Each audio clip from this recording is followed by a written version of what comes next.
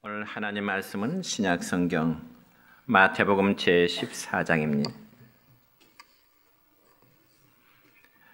마태복음 제14장 22절부터 33절에 있는 말씀까지입니다.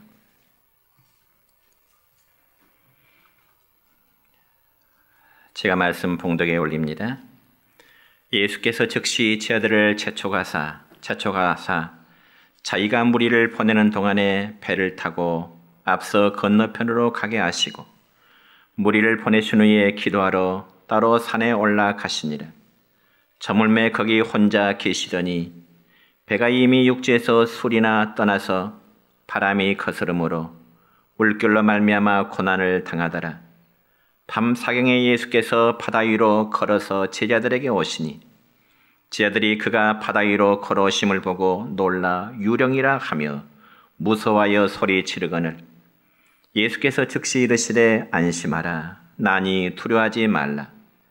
베드로가 대답하여 이르되 주여 만일 주님이시거든 나를 명하사 물 위로 오라 하소서 하니 오라 하시니 베드로가 배에서 내려 물 위로 걸어서 예수께로 가되 바람을 보고 무서워 빠져가는지라 소리 질러 이르되 주여 나를 구원하소서 하니 예수께서 즉시 손을 내밀어 그를 붙잡으시며 이르시되 믿음이 작은 자여 왜 의심하였느냐 하시고 배 함겨울음에 바람이 그치는지라. 배에 있는 사람들이 예수께 절하며 이르되 진실로 하나님의 아들이로소이다 하더라. 아멘.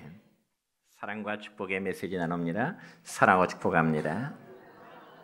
사랑하고 축복합니다. 감사합니다. 오늘은 신약성경 마태복음 14장 22절로 33절에 있는 말씀을 중심해서 예수님만 바라보라 라는 제목으로 말씀을 선포하고자 합니다. 여러분 방금 전에 읽은 본문 말씀 이전의 말씀인 즉 13절로 21절까지 말씀 보면은 예수님께서 제자들과 함께 벳세다 광야에서 물고기 5마리와 보리떡 2덩이로 5,000명을 먹이신 사건이 있었습니다. 우리가 이 사건을 통상 오병이어의 사건이라 이렇게 말합니다. 그리고 난 다음에 예수님께서는 제자들을 채촉하셔서 너희들 먼저 저 가버나움이라는 곳으로 건너가거라. 그리고 나서 보면 23절의 말씀 보면 예수님께서는 따로 혼자 산에 올라가셔서 기도를 하시게 됩니다. 그자 제자들은 예수님을 남겨놓고 서로 번갈아 가면서 노를 저어가면서 갈릴리 바다를 건너 저 가버나움이라는 동네에 가게 되는 것입니다. 그런데 제자들이 힘써 노를 저으면서 그 바다를 건너가는 도중에 뜻하지 않게 갑자기 바다 물결이 거세어지게 된 것입니다. 그래서 본문 24절의 말씀 보면 이렇게 기록됩니다. 시작.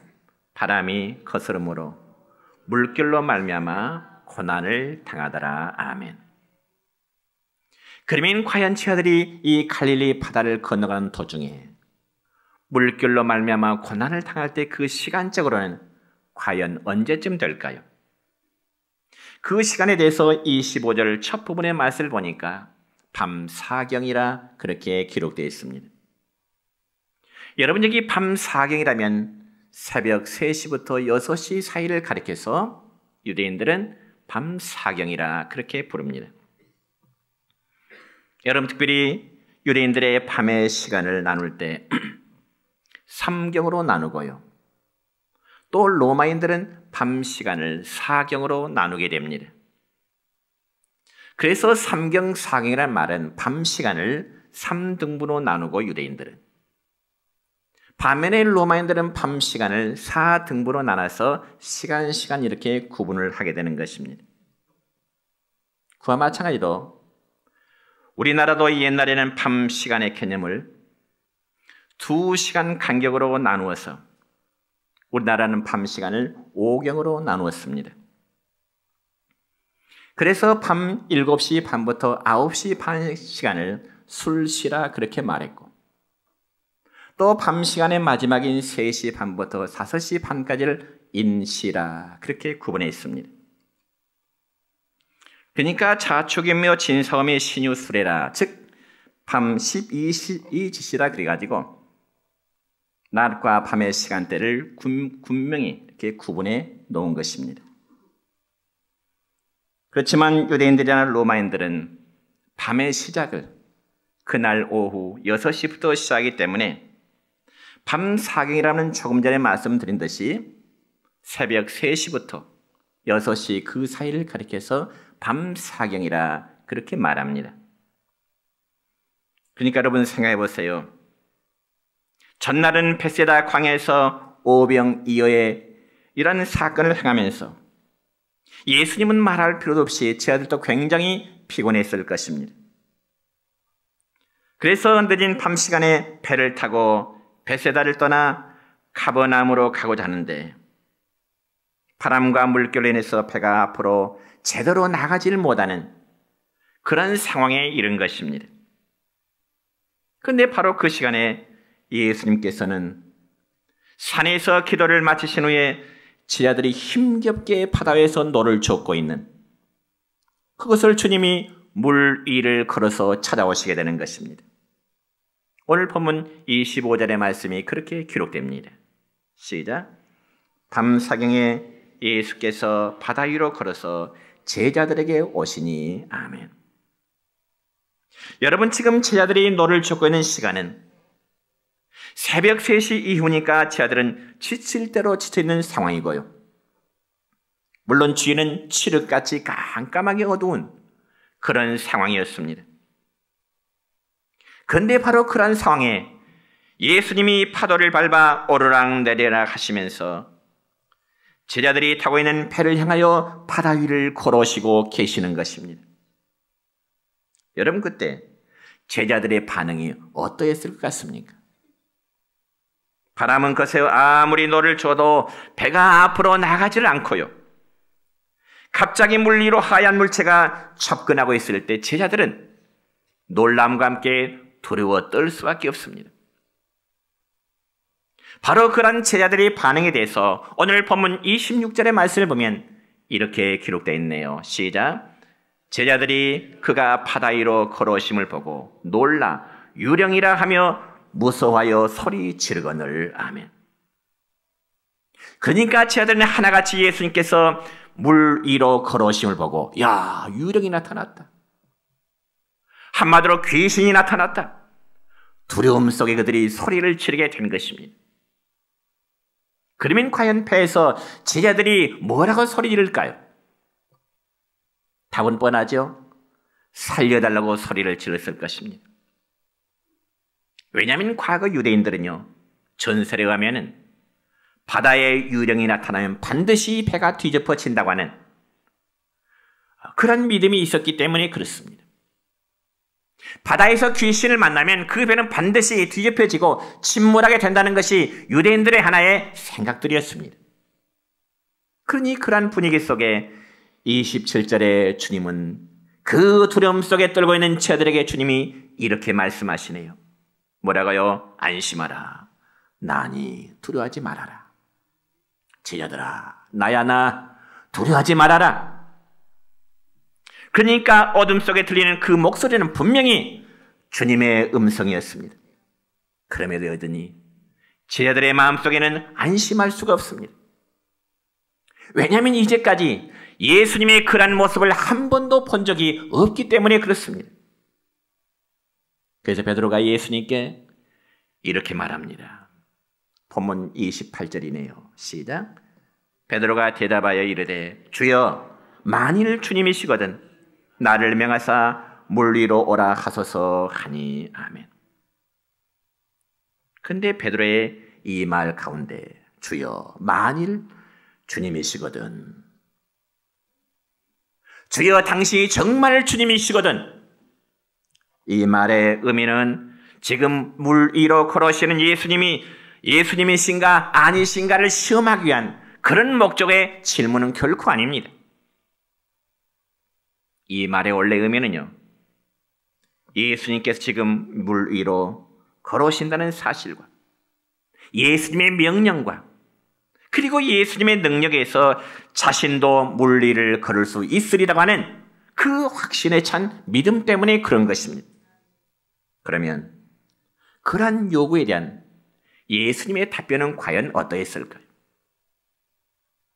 29절 첫 부분의 말씀을 보니까 오라, 베드로야 오라.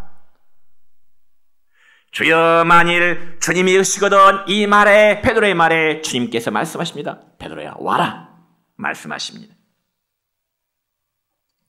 그러니까 베드로의 요구에 대한 주님의 답변은 너의 믿음이라면 지금 당장 배에서 내려 물 위로 걸어서 내게 오라고 주님은 그렇게 말씀하신 것입니다.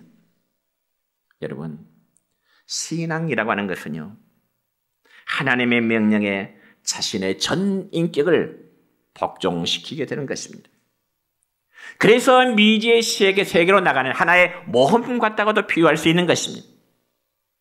신앙이 무엇인가요? 하나님의 명령에 나의 전 인격을 복종시키는 것입니다.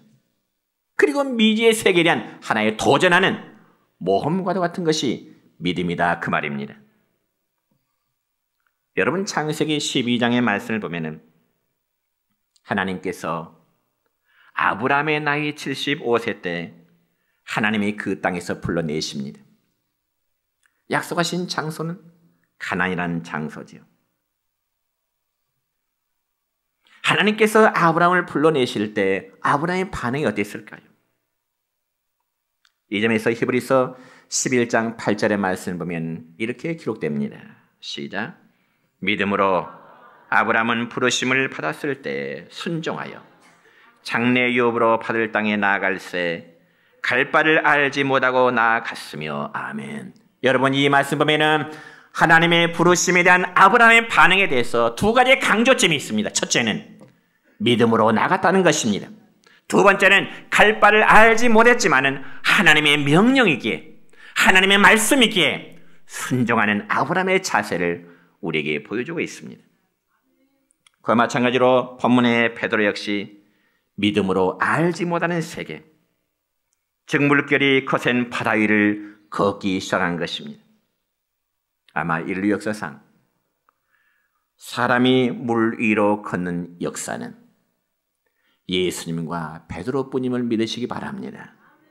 그런데 여러분 문제가 생겼어요.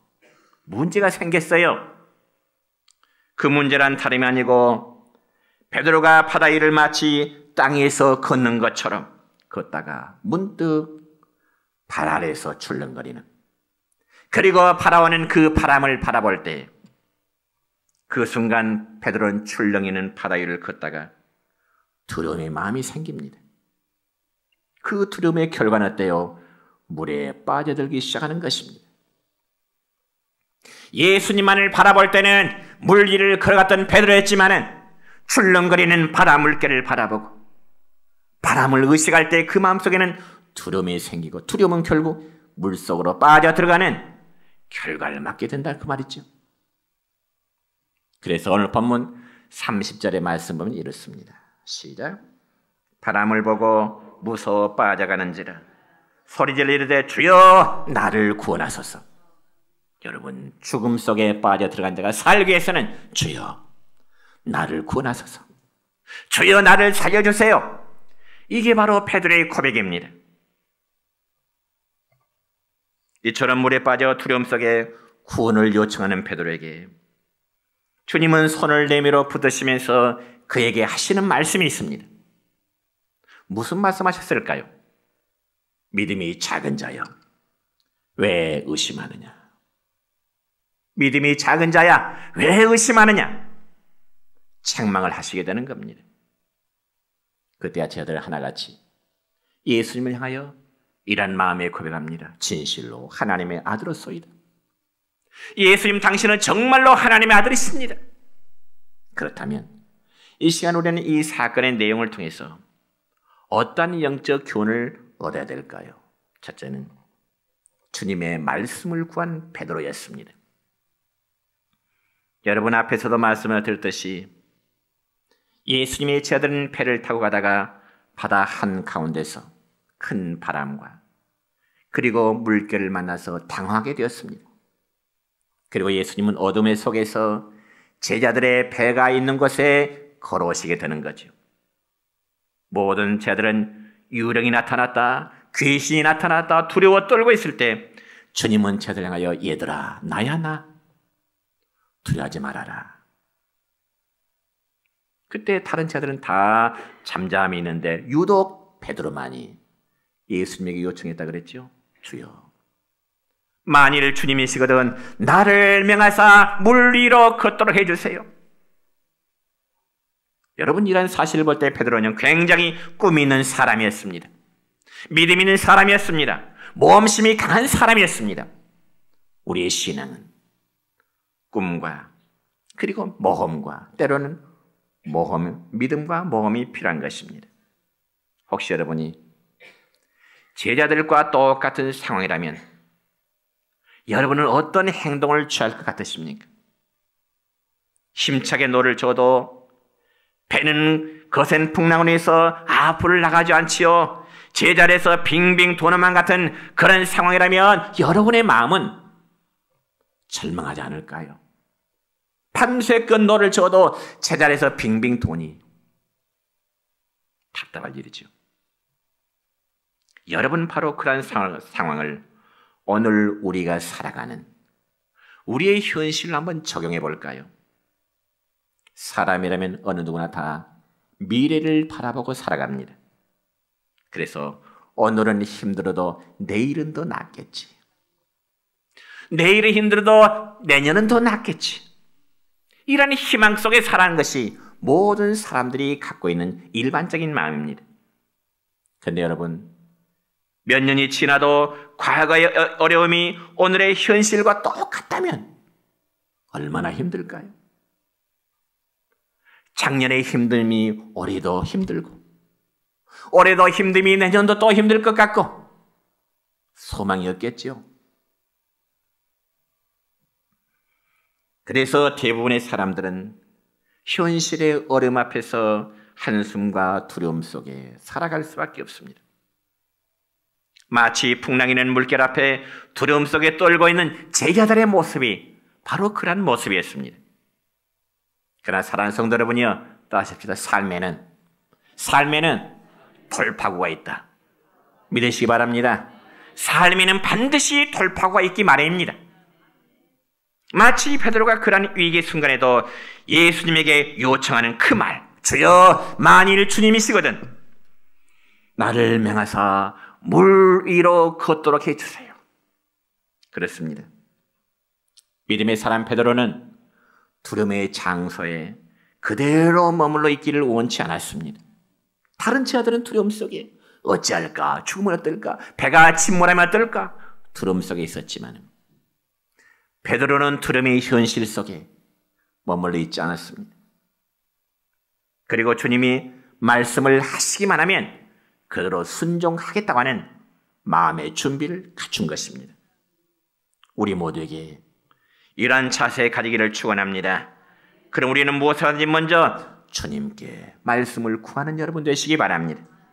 그리고 주님의 말씀을 구해서 말씀을 들어야 여러분의 믿음의 성숙함이 이루어지게 되는 것입니다. 여러분, 그래서 신약성경 로마서 10장 17절 말씀 보면 이런 말씀이 있습니다. 시작. 믿음은 들음에서 나며 들음은 그리스도의 말씀으로 말미암았느니라. 아멘. 믿음은 어디서요? 들음에서. 들음은요? 그리스도의 말씀으로 말미암게 되는 것입니다. 그리고 우리는 말씀을 읽을 때나 기도를 들을 때나 그리고 설교 말씀을 들을 때마다 하나님, 성령을 통하여 제게 말씀을 주시옵소서. 그럴 때 우리는 하늘의 땅의 권세를 가진 주님께서 함께 하심으로 삶의 어려움을 능히 극복할 수 있으라 믿습니다. 여러분, 유명한 과의 아버지라고 불리던 조지 뮬러라는 목사님이 있었습니다. 이 조지 뮬러라는 목사님은 원래 독일 사람인데 그분이 선교 사역을 위해서 영국으로 건너가 영어를 공부하고 있었습니다. 그런데 그 당시 영국에는 많은 과들이 길거리에서 방황하는 그런 과들이 많았습니다. 그런 중에 이 조지 뮬러 목사님은 어느 날 구약성경 시편 68편 5절의 말씀을 읽게 됩니다. 그 말씀이 무엇일까요? 시작. 거룩한 초소에 계신 하나님은 과의 아버지시며 과부의 재판장이시라. 아멘. 이 조지 뮬러 목사님이 이 시편 68편 5절에 있는 말씀을 받고 큰 감동이 되었습니다. 그래서 뮬러 목사의 마음에는 마치 불이 숲을 태우듯이, 마치 방망이가 큰 파이를 깨뜨리듯이 그 말씀이 마음에 크게 부딪히게 된 것이죠. 도저히 그 말씀을 피할 수가 없었습니다. 거룩한 초소에 계신 하나님은 과의 아버지시고 과부의 재판장이시라. 그 말씀을 도저히 피할 수가 없습니다. 왜냐하면 하나님의 말씀이 성령으로 그에게 강하게 임하셨기 때문인 것입니다. 그래서 이 조지 뮬러 목사님은 이 말씀 앞에 무릎을 꿇었어요. 그래서 자신이 선교사로 활동하는 것도 중요하지만 그보다 더 길거리를 방황하는 이 과들을 위해서 과원을 세우기로 작정을 하게 된 것입니다. 그러면서 그는 조지 뮬러 목사님은 하나님 앞에 소원하기를 하나님께서 과의 아버지가 되신다면 저는 이제부터 과들의 총무가 되겠습니다.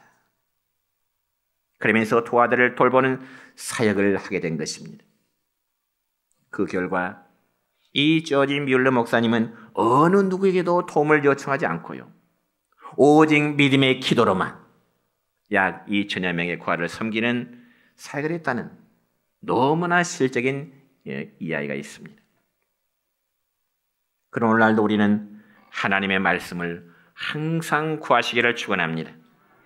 그러면 베드로와 뮬러 목사님을 통해서 역사하셨던 그 하나님이 저와 우리 모두에게도 역사하실 줄로 믿습니다.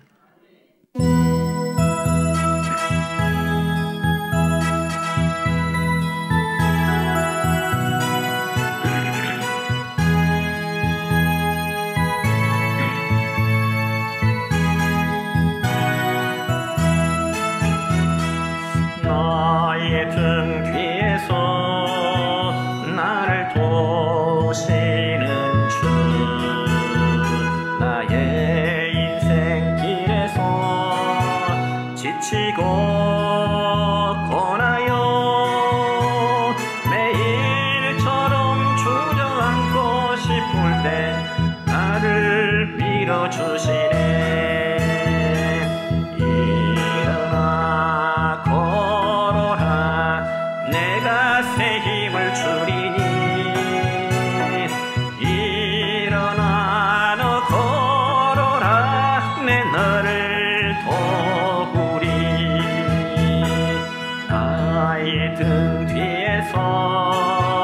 나를 도우시는 주, 평안히 길을 갈 때 보이지 않아도 지치고 곤하여 넘어질 때면 다가와 손 내미시네. 아멘. 일어나 걸어라 내가 새 힘을 주리니. 일어나 너 걸어라 내 너를 도우리. 나의 등 뒤에서 나를 도우시는 주, 때때로 뒤돌아보면 여전히 계신 주, 잔잔한 미소로 바라보시며 나를 채쳐가시네. 일어나 걸어라 내가 새 힘을 주리니. 일어나 너 걸어라 내 너를 도우리.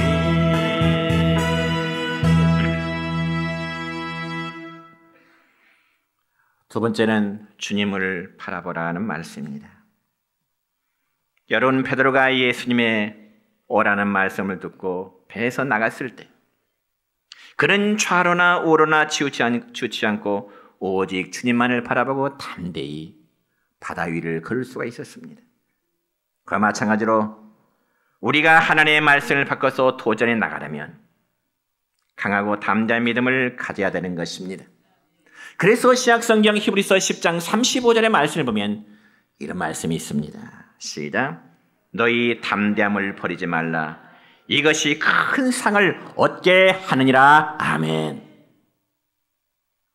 여러분, 베드로는 물결이 거센 칠흑 같은 밤 시간에도 환경을 바라보지 아니하고 출렁이는 바람을 바라보지 아니하고 주님만을 바라볼 때 그는 물 위를 걸을 수가 있었습니다. 특별히 신앙생활을 잘하던 성도들이 어떤 경우에 가정이 어렵고 복잡한 일이 생기면은 신앙생활을 등한히 하고자 하는 그런 분들을 저는 목회하면서 자주 봐왔습니다. 그래서 신방에서 이야기를 나누면 그분들의 대답은 거의 이렇습니다. 목사님, 지금은 내 마음이 너무 복잡하고 힘드니까 다음에 뭐가 좀 정리가 되면 그때 교회 나갈게요. 그런 분들의 이야기를 많이 들었습니다. 여러분, 그러한 자세는 결코 참된 신앙인의 자세는 아닐 것입니다. 자기 앞에 닥친 어려움의 일들을 자기 스스로 해결할 수 있다고 믿는다면 예수 믿는다는 의미가 무엇일까요? 상황을 바꾸어 갈릴리 바다의 제자들은 지금 캄캄한 밤중에 위에서 거센 물결에 인하여 저녁 내에 앞으로 나가질 못하는 그런 상태에 있습니다. 여러분, 실제로 베세다에서 배를 타고 저 건너편 가버나움까지의 거리는 실제로 그다지 멀지 않습니다. 약 10km 정도입니다. 그러니까 평소 같으면은 저들이 아무리 천천히 노를 저어도 그렇게 많은 시간이 소요되지 않는 그런 거리입니다. 그런데 오늘 본문 말씀을 보면 저들은 초저녁부터 밤 사경, 그러니까 새벽까지 그 바다에서 거센 물결과 싸우고 있으니 얼마나 마음이 복잡하고 두렵고 힘들었겠습니까? 어쩜 우리의 세상살이와 비슷하잖아요. 우리의 세상의 삶이 얼마나 많은 복잡하고 힘든 일이 많이 있습니까? 그럼에도 주님께서 베드로에게 오라 베드로야 오라 할 때 베드로는 주저하지 않았습니다. 예수님, 지금 나 위기의 순간인데 어떻게 예수님께 나가요? 못 나겠어요. 그러지 않았어요.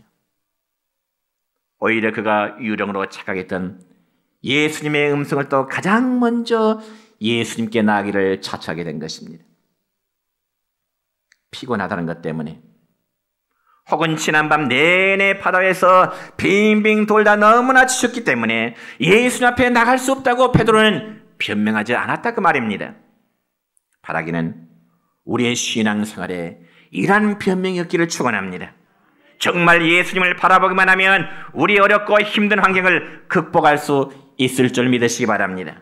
그래서 히브리서 12장 2절 첫 부분의 말씀을 보면 이런 말씀이 있습니다. 시작. 믿음의 주여 또 온전하게 하시는 이인 예수를 바라보자. 아멘. 누구를 바라보자? 누구를 바라보자? 예수를 바라보자. 정말 예수님 바라보는 여러분 되시기를 축원합니다. 그리고 우리가 예수님을 바라보는 믿음으로 살아가고자 할 때는 이성적으로 생각해서는 안 됩니다. 내 지혜로 예수님 믿는 거 판단해서는 안 된다 그 말입니다. 왜냐하면 인간의 이성이라는 것은, 인간의 지혜라고 하는 것은 한계성이 있기 때문에 그렇습니다. 다시 말씀드려서 우리가 인간의 지혜, 이성적으로 생각하면은 사람이 물 위를 건다는 것은 불가능한 일이잖아요. 어떻게 그럴 수 있겠어요? 혹시 여러분은 역사적으로 아무리 훌륭한 사람이라도 물 위를 걸었다는 사람의 이야기를 들어본 적이 있으십니까? 저는 아직까지 들어본 적이 없습니다. 그러나 성경에서만큼은 예수님께서 물리를 걸으시고 베드로가 물리를 걸었다는 그 사건에 대해서 저는 확실히 믿습니다. 그럼 사랑하는 성도 여러분이요, 우리는 환경도 초월하고 그리고 이성도 초월하고 오직 주님께 말씀을 구하고 주님께서 말씀을 주시면 그 말씀을 내 마음속에 부여잡으면서 주님만 바라보시기 바랍니다. 그게 바로 바라봄의 원칙입니다. 이 사실을 여러분에게 강조하자는 오늘 설교의 핵심입니다. 우리는 그래서 이렇게 찬송합니다. 이 눈에 아무 증거 아니 배워도. 반주 없이 같이 한번 찬송할까요? 이 눈에 아무 증거 아니 배워도 믿음만을 가지고서 늘 걸으며 이 귀에 아무 소리 아니 들려도 하나님의 약속 위에 서리라. 아멘. 약속만을 의지하고 하나님의 약속에 서시기 바랍니다.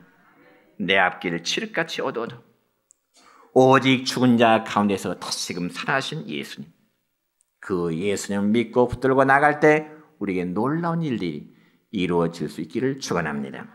세 번째로 고난 중에 회개의 기도를 해야 되는 것입니다.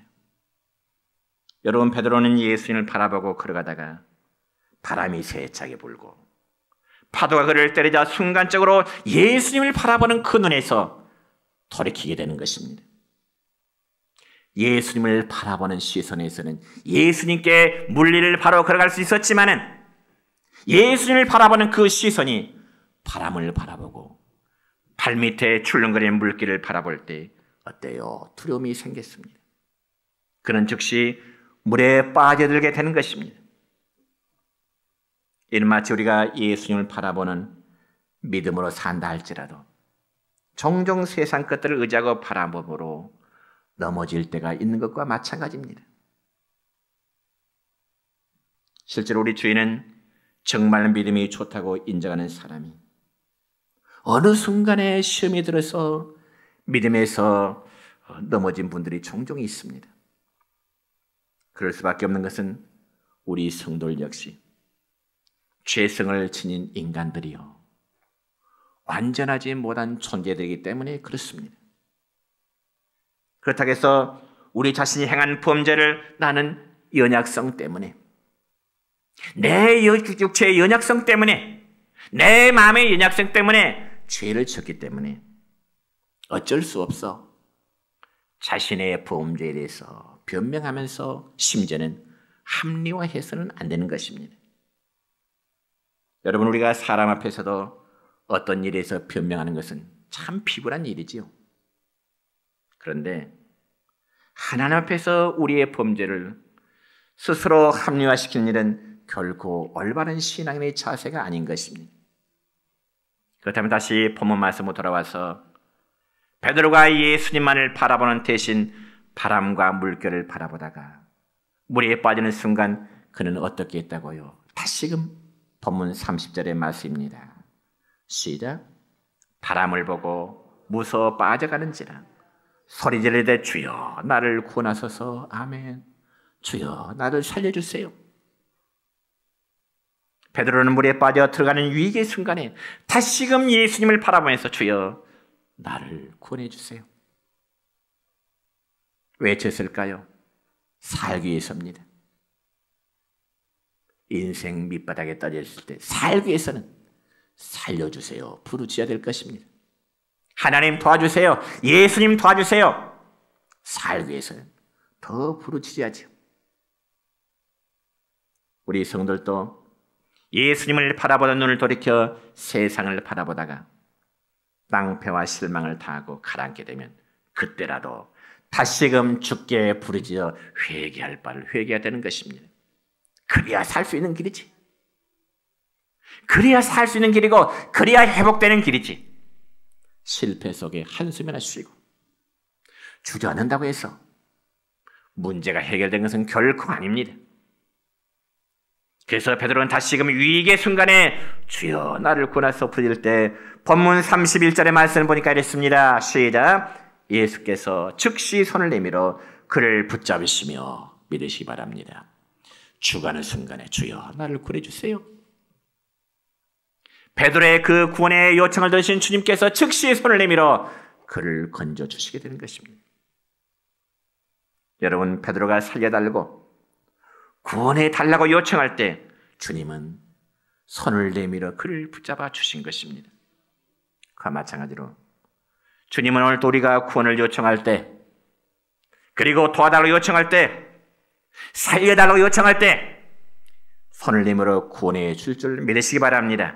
그러므로 우리는 오랜 현실의 고난일수록 예수 없이는 살 수 없다는 것을 깨닫고 회개하여 주님만을 바라보면서 살아갈 수 있기를 축원합니다. 여러분, 성경에 보니까 하나님이 원하시는 제사는 바로 상하고 애통하는 마음을 가진 자라고 말씀하십니다. 하나님이 기뻐 받으시고 하나님이 원하시는 예배는 우리의 마음이 상하고 애통하는 마음, 회개하는 마음, 그러한 제사, 그러한 예배를 하나님은 받고자 하신다는 것입니다. 그리고 그러한 자세로 하나님께 제사, 예배 드린 자를 내가 결코 멸시하지 아니하리라. 여러분, 우리는 교만 때문에 종종 주님을 떠나서 세속적인 삶을 더 추구하고자 하는 경우들이 많습니다. 그럴 때 하나님은 자기 백성들을 사랑하시는 것 때문에 성도들의 고난을 주시기도 하는 것입니다. 그러므로 여러분이요, 성도들에게 삶의 고난은 어떤 면에서 우리를 회개시키게 한 하나님의 채찍이 될 수가 있는 것입니다. 그래서 시편에 보면은 시편의 기자는 고난이 내게 유익이라 그렇게 고백한 적이 있습니다. 그리고 우리는 고난을 통해서 다시 예수님을 바라봐야 됩니다. 그래서 시편 50편 마지막 15절을 보니까 이런 말씀이 기록됩니다. 시작. 환난 날에 나를 부르라. 내가 너를 건지리니 네가 나를 영화롭게 하리라. 아멘. 이처럼 우리가 예수님을 다시 바라보면 예수님은 넘어진 자의 손을, 연약한 자의 손을, 낙심 중에 있는 그들의 마음을 일으키시고 회복시켜 주실 것입니다. 이제 말씀했습니다.